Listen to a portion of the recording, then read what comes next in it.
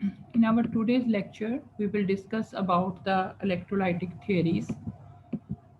Theories of strong electrolytes. We have discussed what are strong electrolytes and what are the weak electrolytes. Strong electrolytes are those electrolytes which are completely ionized and changes into their respective ions, positive ions and negative ions. Time to time, different scientists has given different theories about the strong electrolyte. The first theory was given by Sutherland in 1906, and according to his theory, the ions in solution were surrounded by a large number of opposite charge. And due to the weakening of interionic forces, the ionic velocities are accelerated. This resulted in the increase of conductance of electrolyte solution. ये theory जो है उसी चीज़ को follow कर रही है जो हम नॉर्मली बात करते हैं कि कोई भी सॉल्यूशन हो, जैसे ही आप सॉल्यूट जो है स्ट्रॉन्ग इलेक्ट्रोलाइट सॉल्यूट जो है उसके अंदर ऐड करते हैं, it changes into positive ions and negative ions, और हर पॉजिटिव आयन जो है वो सराउंड करता है विद द नेगेटिव आयंस, और हर नेगेटिव आयन जो है that is surrounded by a positive ion. और जैसे ही अगर ये एक दूसरे से फॉर अवे हो जाते हैं या इनकी फोर्सेस आपस में वीक हो जाती हैं तो उनकी वेलोसिटी जो है वो एक्सेलरेट कर जाती है। इट मीन्स उसमें फास्ट आ जाता है और उसकी वजह से डिफरेंट चेंजेस जो हैं वो हम लोग डिस्कस करते हैं, डिफरेंट इफेक्ट्स जो हैं वो उसके डिस्कस किए जाते हैं। हाउएवर जो साउदरलैंड की थ्योरी थी that was not given a proper, उससे कोई एंटरटेनमेंट नहीं किया गया, ये नहीं कहा गया कि जी से बहुत बड़ी कोई थ्योरी दी गई है। उसके बाद घोष फार्मूला के नाम से एक और थ्योरी आई and that was given in 1918 by J C Ghosh. J C Ghosh उसने ये कहा कि he assumed that though the electrolyte is completely ionized, all the ionized ions are not free to move owing to the influence of the electric charges, and it is only the mobile ions which contribute to the conductance of the solution.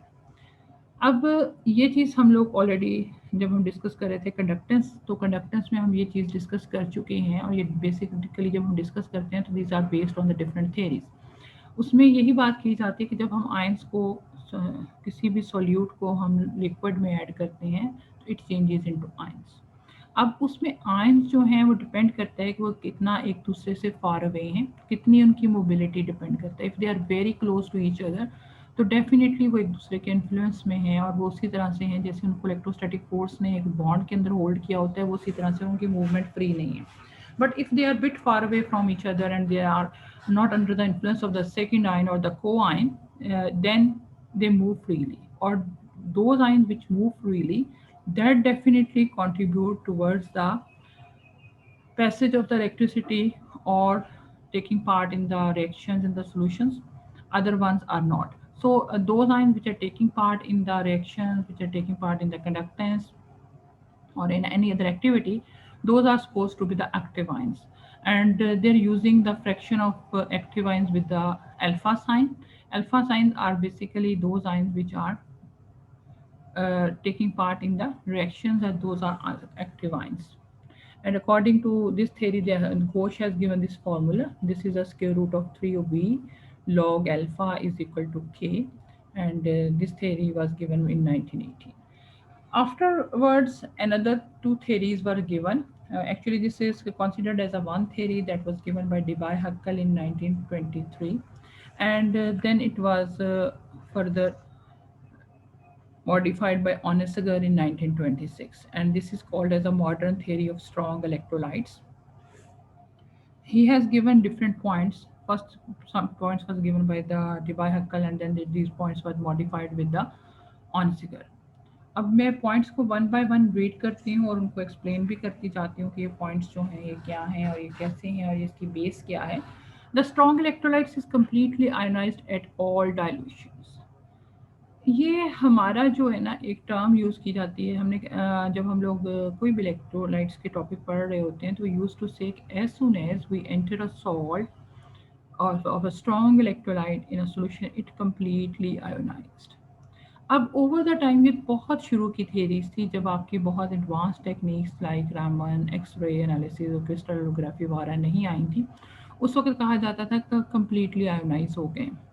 अब जब हम इन studies की मौजूदगी में देखते हैं जो कि हमारे पास स्पेक्ट्रोस्कोपिक टेक्निक्स भी आ जाती हैं तो वो हमें ये बताती हैं कि नहीं, ऐसा नहीं था।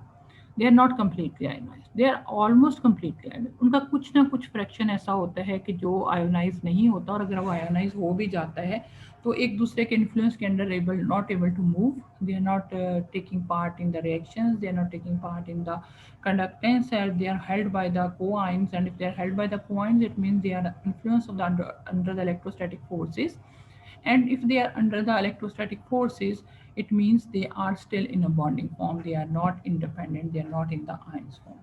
तो ये जो थ्योरी थी, इसका ये जो पॉइंट है, ये थोड़ा सा मॉडिफाई कर लिया गया कि कम्प्लीटली आयोनाइज नहीं होते, ऑलमोस्ट कम्प्लीटली आयोनाइज होते हैं। अब इसका सेकंड पॉइंट आता है, since oppositely charge ion attracts each other, it suggests that anions and cations are not uniformly distributed in the solution of an electrolyte, but the cations tend to found in the vicinity of anions and the vice versa. क्योंकि हम कहते हैं कि जी जब sodium chloride की example ले लेंगे, एक सोडियम आयन उसके साथ क्लोराइड आयन्स हैं, और हम कहते हैं कि हर सोडियम आयन को लें तो 6 क्लोराइड आयन से सराउंड किया जाता है, और every chloride ion is surrounded by the 6 sodium ions. ये एक जो हम लोगों ने डिफरेंट थेरीज और डिफरेंट फार्मूलाज, उसके रिजल्ट में हम ये बात देखते हैं। अब बात ये हो रही है कि क्या पॉजिटिव आयंस और नेगेटिव आयंस हर जगह इक्वल रेशियो में होते हैं, या कभी उसमें चेंज भी आ सकता है, कभी आयंस। लेकिन एक चीज़ कह रहे हैं कन्फर्म है कि एन आयंस की विसिनिटी में केट आयंस, और केट आयंस की विसिनिटी में एन आयंस जो हैं वो डेफिनेटली मौजूद होते हैं। ऐसा नहीं होता कि कौन कहाँ ज़्यादा है। हाँ, कभी ऐसा हो सकता है कि पॉजिटिव आयन ज़्यादा हो, और कभी ऐसा हो सकता है कि नेगेटिव आयन किसी जगह पे ज़्यादा हो, लेकिन वो कहीं ना कहीं उसके पॉजिटिव आयन्स और एनाइंस और केटाइंस मौजूद हैं। अब ये अगर आप इस डायग्राम को देखें तो आपको यहाँ पे नजर आएगा कि नेगेटिव आयन है, नेगेटिव आयंस के साथ पॉजिटिव आयंस हैं, और पॉजिटिव आयंस का एक उसके साथ बॉन्डिंग है। इसी तरह से हर नेगेटिव आयन आगे आप देखें continuous solution में that is surrounded by a positive ion. Similarly, every negative ion is surrounded by a positive ion, or positive ion is surrounded by a negative ion. Third point इसका आता है, decrease in equivalent conductance with increase in concentration is due to fall in mobilities of the ions due to greater intrionic effect and vice versa.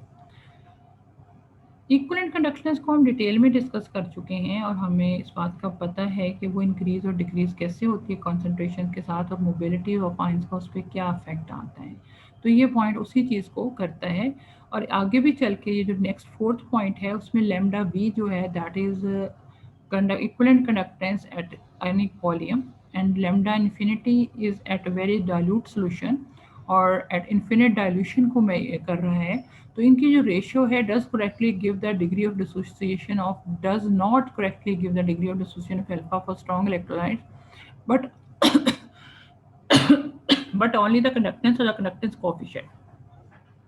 तो ये आपको conductance और conductance coefficient देती है, लेकिन एग्जैक्टली डिग्री ऑफ डिसोसिएशन नहीं देती, क्योंकि हम लोग 100% रेशियो को नहीं बता सकते कि वो रेशियो कितनी आयोनाइज हुई है, और उसमें जो चेंज आया है वो ड्यू टू मोबिलिटी ज़्यादा आया है या due to increase of ion ज़्यादा आया है। अब इसका लास्ट पॉइंट है, in spite of almost completely ionization lambda V is much less than lambda infinity. Even अगर आपकी कंप्लीट आयोनाइजेशन भी है तब भी लैम्डा वी जो है वो लैम्डा इन्फिनिटी से बहुत कम होता है। रीज़न अगेन वही है कि कोई भी लैम्डा वी जो है वहाँ पे मॉलिक्यूल्स के दरमियान इंट्राइनिक फोर्सेस मौजूद हैं। हम वही बात कहेंगे कि that is not completely ionize, that is partially ionize, that may be fraction of that is not completely ionise.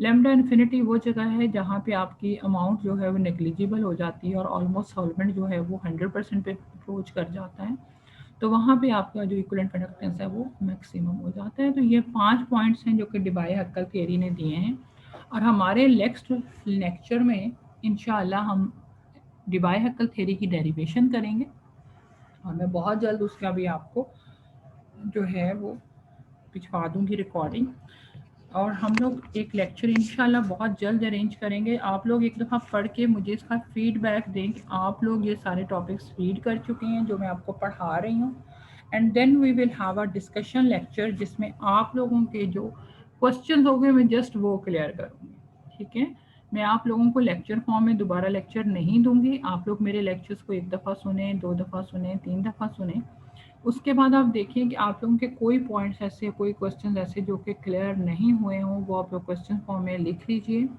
हम लोग एक लेक्चर अरेंज करेंगे जो कि हम लोग फेस टू फेस पे जाएंगे। आप लोग अपने ओपन कैमरास के साथ आएँ, फ्रंट पे आके मेरे साथ डेफिनेटली डिस्कस करें, ताकि हम बता सकें, मैं आपको क्लियर कर सकूँ, आप मुझे क्लियर कर सकें। और इंशाल्लाह मेरी कोशिश होगी कि जल्द से जल्द मैं ना एक लेक्चर कोई कन्वीनियंट टाइम 9 बजे का नहीं रखूँगी, क्योंकि 9 बजे बहुत सारे स्टूडेंट्स की जो है ना वो अवेलेबिलिटी नहीं होती। तो मैं उसको आपको अच्छा, अब जो एक फैक्टर 2 रह गए हैं वो एसिमेट्री और रिलैक्सेशन इफेक्ट है। देखिए हमारे नॉर्मली क्या होता है, अभी जो हमने ऊपर एक डायग्राम आपको शो की कि हर नेगेटिव आयन जो है वो पॉजिटिव आयन से सराउंड हो रहा है, पॉजिटिव आयन जो है नेगेटिव आयन से सराउंड हो रहा है, और वो एक सिमेट्रिकल अरेंजमेंट है जो कि आयंस की है। अच्छा, अब क्या होता है कि जब हम इलेक्ट्रोस्टैटिक इलेक्ट्रिसिटी पास करते हैं और उसको देते हैं, तो इलेक्ट्रिसिटी पास करने से आपका नेगेटिव आयंस और positive ions they move towards the respective cathodes, cathodes और एनोड्स। पॉजिटिव आयन जो है वो कैथोड की तरफ जाएंगे और नेगेटिव आयन जो है वो एनोड की तरफ मूव करेंगे, और जब वो मूव कर रहे होंगे तो उनकी जो डिस्प्लेसमेंट हो जाएगी अपनी जगह से, और उनके वहाँ पे एक एटमॉस्फेयर क्लियर हो जाएगा, क्रिएट हो जाएगा, जहाँ पे एक खाली जगह आ जाएगी। और एक और चीज़ होगी कि वहाँ पे एक ड्रैग इफेक्ट भी आएगा, जो कि ड्यू टू दैट के नेगेटिव आयन मूव हो रहा है, पॉजिटिव आयंस को पुल बैक कर रहे हैं, और उस का जो इफेक्ट होगी वो एसिमेट्रिक इफेक्ट होगी। अब एसिमेट्री से दोबारा सिमेट्री होने तक जो टाइम आएगा उसे हम कहेंगे कि ये क्रिएट जो हुआ है वो एसिमेट्रिक इफेक्ट आया है, और जो इस टाइम को कहेंगे हम रिलैक्सेशन, कहेंगे कि रिलैक्सेशन टाइम है, कि they have build up the atmosphere again and they have settled down. तो so that overall this factor is called as a asymmetric or relaxation effect. ये मैंने आपको ना 2 हैंडआउट्स भिजवाए हैं, और इन दोनों में आपको ये सेम टॉपिक ही मिलेंगे, लेकिन आपको शायद थोड़ा सा ये, अभी आप आगे फिगर 26.2 को देखें तो यहाँ पे आपको नेगेटिव आयन और पॉजिटिव आयन की जो मूवमेंट ए से बी में नज़र आ रही है। ये हमारा है कि आपका एटमॉस्फेयर क्रिएट हो गया, पॉजिटिव आयन खाली रह गया, नेगेटिव आयन से मूव हो गया, दोबारा इर्द गिर्द के आयन जो हैं वो जो ये फिल इन स्पेस होगी, उसको जो टाइम लगेगा वो हम कहेंगे कि that is our relaxation effect. दूसरा एक और इफेक्ट क्रिएट होता है due to the movement of ions in the solution, उसे हम कहते हैं इलेक्ट्रोफ्रेटिक इफेक्ट। इलेक्ट्रोफ्रेटिक इफेक्ट जो है ये ड्रैग के रिजल्ट में, drag tends to retard the motion of the ions and the solution in the tendency of a bright field to move the ionic atmosphere in a direction opposite to that in which the central ion associated with the solvent molecule is moving। अब जो solvent molecule जिस तरफ move कर रहे हैं, solute molecule जिसके move कर रहे हैं, सॉल्वेंट मॉलिक्यूल जो है उनमें ड्रैग फोर्स के साथ वो कहीं ऑपोजिट मूव कर रहे होते हैं, क्योंकि आपके अगर इलेक्ट्रोलाइट हैं तो डेफिनेटली ऐसे सॉल्वेंट में डिजॉल्व हैं जिसके अपने जो है वो या तो पार्शली पॉजिटिव नेगेटिव हैं या completely partially positive negative atmosphere है।